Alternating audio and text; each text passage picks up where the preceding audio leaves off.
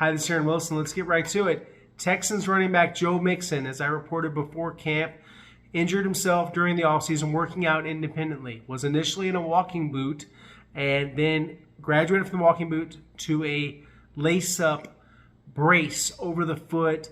And this is a continuation, aggravation of the ankle injuries he dealt with last season and the foot.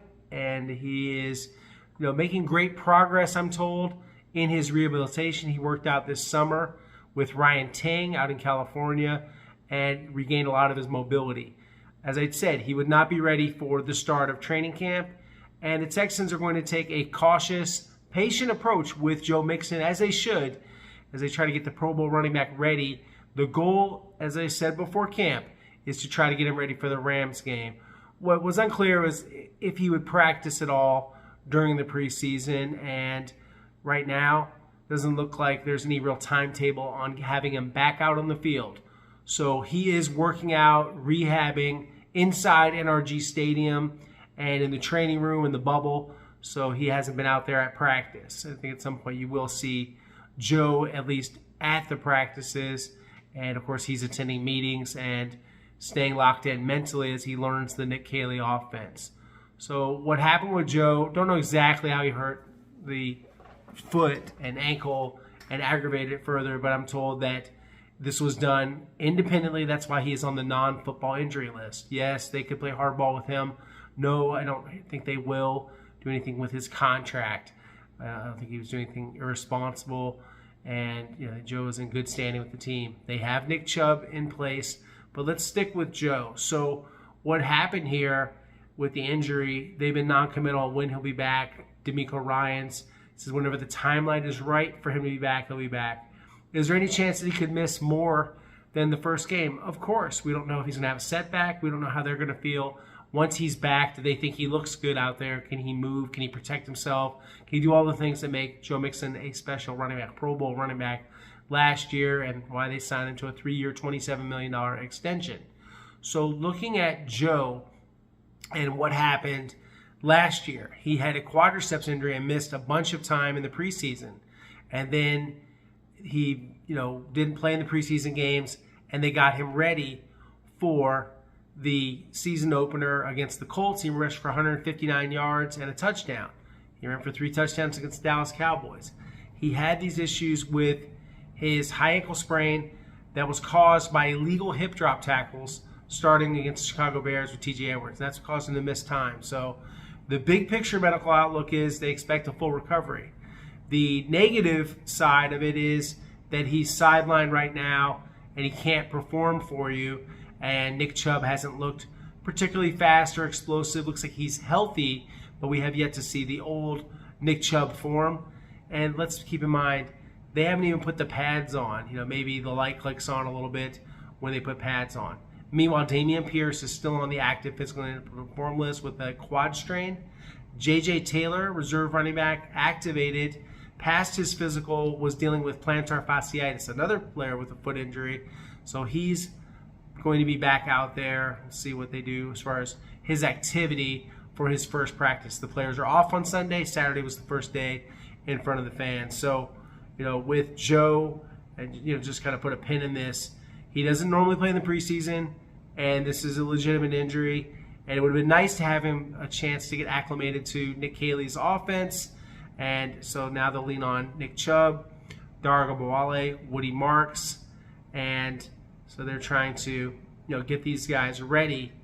And I would look at everything that's happened with Joe, and you just don't know exactly how it's going to happen. I'm not a fortune teller, but I can tell you what I've heard is just that there's a chance he could be ready for the first game, or a chance they could hold him out.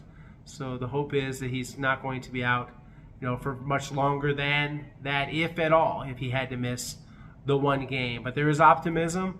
I'm told he's doing great. Like I said, and I reported before, that he's making good progress. He has not had a setback. That's not what this is. And I have not heard of anything about a surgery. I don't believe he's had surgery. I think he has an injury. He's done a lot of rehab. He worked very hard. And the opener, as you guys know, because you guys have calendars, September 7th against the Los Angeles Rams at SoFi Stadium. So we've got a significant amount of time between now and then, but he had the whole summer, and he's not back. So it's an injury, and not to downplay anything, but it's something that he's been dealing with, he's been getting better from, but the injury happened in the spring. So sometimes players, miss a lot of time. It just depends, and he's got a lot of tread off the tire at age 28, having had so many carries in the National Football League. So they will reevaluate his status as they approach the regular season and make a decision on, can he get back out there? When should he get back out there? How are they going to carry that? What will they do? And so in the meantime, they will just go forward without him as if he's not a part of it. And that's kind of the way things go. Life goes on. So, looking at, the practice, and it was, not a great day for the offense. So you had 3 interceptions, and it was a deal where Azeez Al-Shire had a pick 6, and that was off C.J. Stroud. So his pass coverage looks good, but C.J. had a read that wasn't great, and so not only did C.J. get picked off, but then Miles Bryant had a pick 6. So you had a lot of dominance in ways from the defense, as well as Blake Fisher continued having trouble with the pass rush, and so I thought that it was a tough day. So you had Jaden Reed, the rookie safety, picks off Davis Mills, and Keaton Slovis is the one that got picked off by Miles Bryant for the pick 6. So a strong day by the defense, and the offense, they made some plays too, but it wasn't a great day for the offense, and they've got to tighten up, they've got to do better, and they've still got to settle on an offensive line. I think it's going to be a while before they pick that offensive line, as you guys could see from the conversations with Nick Caley and Cole Popovich. So what they did on Friday, they had another tough day against Danielle Hunter and Will Anderson Jr., one of the best tandems, if not the best tandem in the National Football League. They had Jalen Thomas, former SMU player, play with the first team at left guard. So they experimented some more. Juice Scruggs saw some time with the first team at guard, so he subbed in with the first team. And you had Cam Robinson over at left tackle. It's, one of the combinations. And you had Jake Andrews at center, and you had right guard Titus Howard, and you had right tackle Blake Fisher. So they did a lot of things to try to, I would say, establish, the offensive line, but it just didn't look great. And I think that one of the issues we've seen here, is guys are playing a lot of different spots. They're trying to get themselves together, and it's just really tough to block these guys. It's outstanding tandem. So, they had issues protecting. They also had Ariante Ursary play some left tackle, and they had some substitutions like Jared Patterson at center, Titus Howard stayed in at right guard, and they had Scruggs, of course, the aforementioned Juice Scruggs, former second-round pick, who is getting a look now. Initially didn't get a lot of snaps, so they're starting to work in Juice. And I think they should see what they have with Juice, but I still think when it's all said and done, my prediction for the offensive line: left tackle Cam Robinson, left guard Laken Tomlinson, center Jake Andrews, right guard they would have Titus Howard, and right tackle Ariante Ursary in the lead. And we'll see how it goes when they play the preseason games. I think that joint practices will determine a lot as far as how they'll line up. So they're going to look at a lot of things, and they're going to I think do a good job with this. I mentioned before, and Solomon Byrd, his improvement since the first game, I should say the final game of the regular season against the Titans. I think he did a good job rushing the passer, and I'm seeing still a lot of presence from him. Darrell Taylor had a sack, beating Cam Robinson, and just a good day for the defense. Jalen Petrie did not practice the second consecutive day. I'm told it's not serious. Don't know what it is. Undisclosed injury. Arthur Mollett, the nickel, did not practice. Backup nickel, that is. And so they had, some lack of depth there, but they did have, D'Angelo Ross play some nickel. They had Miles Bryant there. Miles Bryant had a good day. Miles Bryant's a playmaker. Miles Bryant used to play for the Patriots. He is a good football player. He's not the biggest guy in the world, but he is valuable on special teams, and it's good to see him out there. I did see a drop pass from John Mechie III. He's got to do a better job of catching the football. And I'm still seeing, and I had a conversation, I'll post this tomorrow, my interview with Cade Stover, the emerging second-year tight end. And we talked about everything from blocking to him improving as an overall tight end and pass catcher, his goals for the season. And he purchased his own farm. And so now the family has 3 farms total. And it's a beef farm, cattle farm. So he's got that. He said he's going to put on for the blue-collar agricultural workers of America. So Cade Stover, back in Ohio, Mansfield, is where he's got that farm. So yeah, he thinks at some point, he'll be able to make that more of a business, shipping beef all over the country, and who knows, maybe the world. So yeah, good for Cade Stover. Interesting conversation.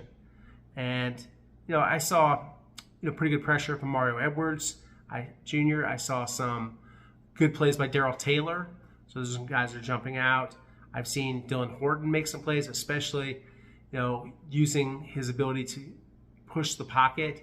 Guy that generates pretty good speed to power, and I've been impressed with how he's doing. Also with Junior Tafuna, the undrafted rookie. So some pretty good things.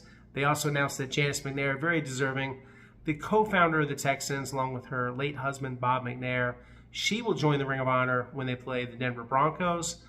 And so that will be a great day, November 9th, for the Texans, for the McNair family. They expect her to be emotional. That was Cal McNair and Hannah McNair. We had a conversation with Cal and Hannah.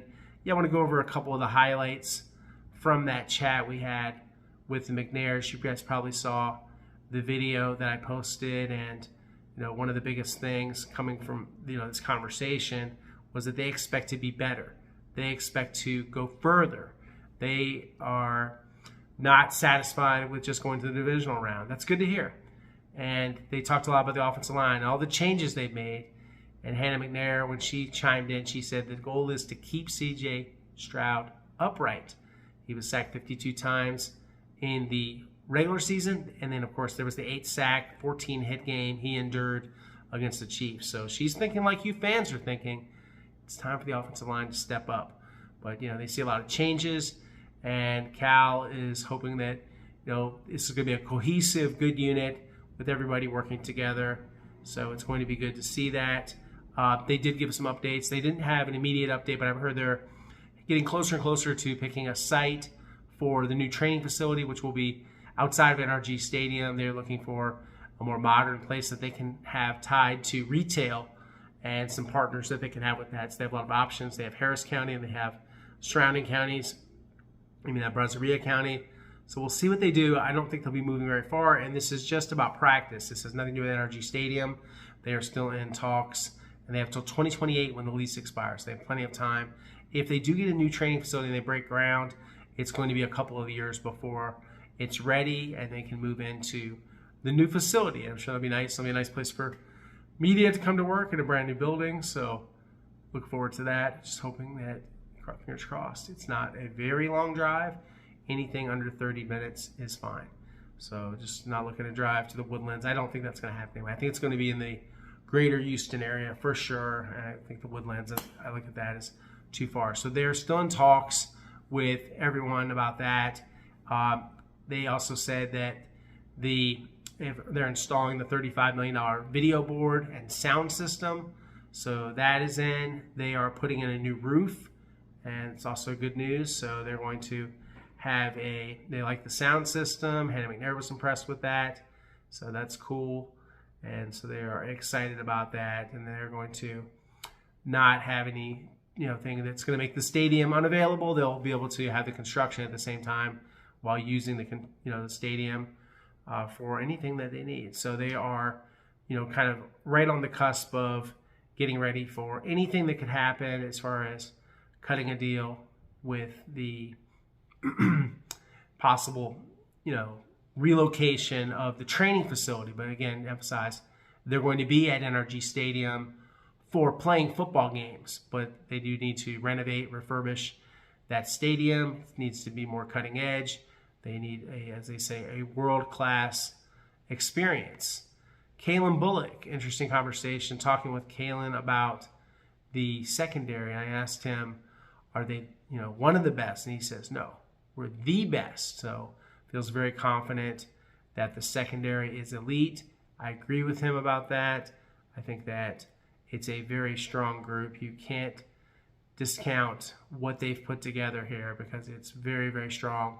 With the secondary, with the addition of C.J. Gardner-Johnson, with having Kalen Bullock, Derek Stingley Jr., Kamari Lassiter, and Jalen Petrie, all as part of the same secondary. So it's a really great group, and they feel good about this. So it was a good development there with the secondary, everything they've been putting together.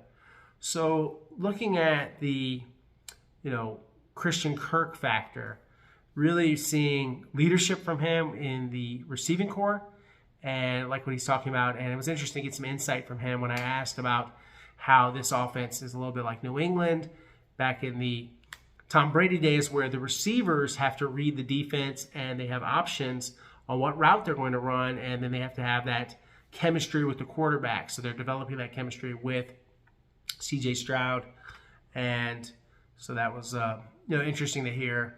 Obviously, you guys have heard about the pre-snap motion and the movement at the snap, and we've seen some configurations with fullback Jakob Johnston, spelled Jakob, but Jakob.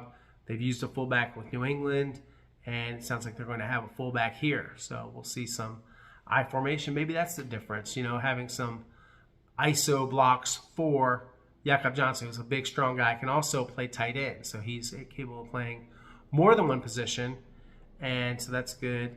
Like D'Amico Ryan said, when they put the pads on Monday, it is on. It is going to be some popping. They need to stay up, obviously take care of each other, not go to the ground. That's a big deal.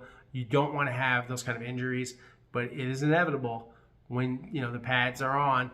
There's contact, and sometimes guys will get dinged, and that is when you can have more injuries. That's sort of the risk versus reward. You want to get ready for the season, but at the same time, it's hard to get ready for football.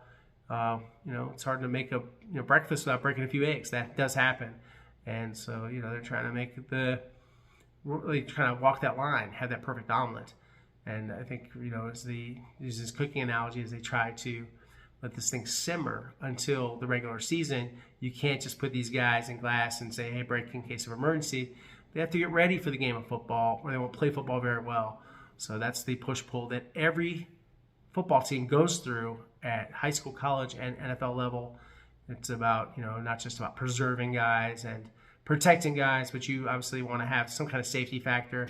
And I think they do a pretty good job of walking that line between evaluation and seeing the toughness and wanting to see the physicality, and also taking care of each other and realizing, hey, we're all on the same team, and so we haven't had any fights at practice. That's always good. I think that fights are a waste of time at football practice. When I was a walk-on, yes, I got in some fights, and I don't think that was particularly smart, and they made me run. That was at East Carolina University. They had me run until they got tired of watching me run. I even had to run stadium stairs and things like that would happen. So, yeah, I guess I had a little bit of that meathead mentality myself back in the day, young Aaron. But, I had fun with that, and it's just part of football sometimes and part of being young. So far, they really like what they've seen Ariante Ursary. They've had him at right and left. They want to see how much he can handle. They want to see that continued growth from him. They're liking what they're seeing so far. So they're seeing, and this is from D'Amico Ryans, great balance, great footwork, in good position, really long arms, and just trying to give him a lot of reps so the game can slow down. But from a physical standpoint, he says he has the tools and what it takes to be a tackle in this league. So high praise for Ariante Ursary, who looks like a hit so far. Still seeing some good things from Jaden Higgins, Jalen Noel, the other guys that are sort of the standouts from the rookie class, and some good pass catching from Woody Marks. So some of my other takeaways that I'm seeing. And just, the defense flexing some muscle. I would definitely say the defense is ahead of the offense. Another good defensive player, Jalen Smith, young player, rookie, third-round pick from USC. And everybody's been impressed with some things he's doing as well. along with C.J. Gardner-Johnson. But yeah, it seems like they've had pretty good control overall as a team. And like I said, I think there's really been standout days from the secondary, and it's been impressive overall. I want to say congratulations to Christian Kirk and his wife. They have a new baby, so they're very excited, and to have a new daughter.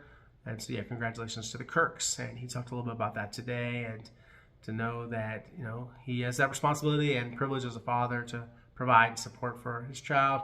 Pretty cool. And he's excited to be back in the state of Texas after playing at Texas A&M, having such a good career for the Aggies and then playing for the Jaguars. So it's been good.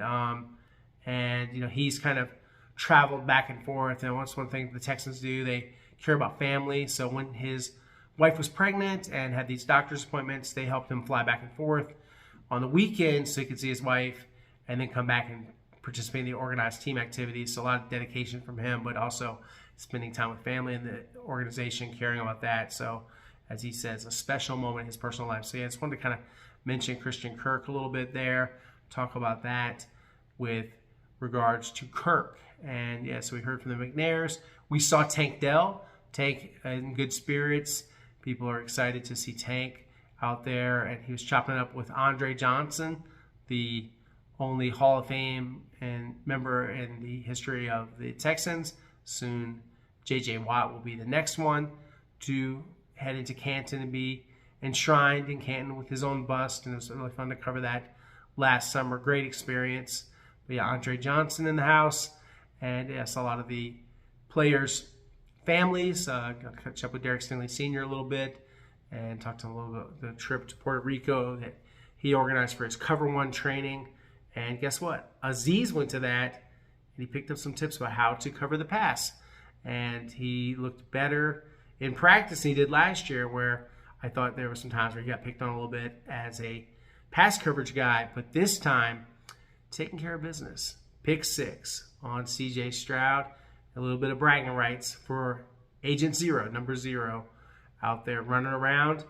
And, he's going to be a big part of the defense again. And they just want to have him out there every week as the defensive signal caller, the green dot designated guy, and the extension of DeMeco Ryans, the architect of the Texans' aggressive, hard-hitting defense. So there you have it. My big update on Joe Mixon. And guys, like I said, with the Texans, and I know there's some frustration about, why don't we know this? Why don't we know that? Guys, I've said this before, and I want to reiterate. There is no injury report. They don't have to file an injury report until Wednesday of the regular season. They don't have to make announcements. The only thing they have to do is they have to announce roster moves through the NFL.